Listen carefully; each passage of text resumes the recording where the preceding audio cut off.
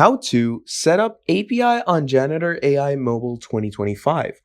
In this video, what we're going to be doing is we're going to be talking about Janitor AI and how you're going to set an API for yourself on mobile.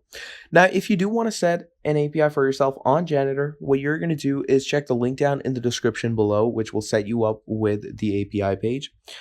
Now, once you've done that, you're going to go over to your Janitor AI mobile app and you're going to go over to your account settings. Now, once you're here in the bottom right, you're going to go to the top right where they show you the gear icon. So click on that. And once you click on that, basically what's going to happen over here is what you're going to want to do is sign up and subscribe to their pro features, because without that, you won't be able to access the API.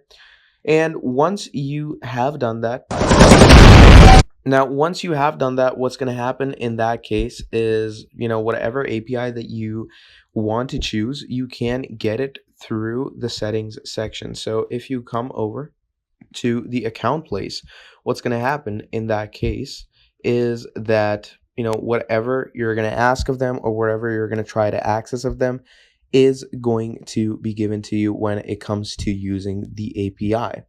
And the best part about getting an API off of Janitor AI is, first of all, it's extremely trustworthy and the API actually works. The integration for the APIs are amazing. And all you're going to need to do is get the pro version, go over to the settings, and right about here under these 4 tabs of personal info and everything, you're going to find the option for creating an API. And that is pretty much about it. So if you want to use this application for yourself, do make sure to check the link down in the description below. And that is all from me. Thank you for watching till the end, and I'll see all of you next time. Have a great day. Goodbye.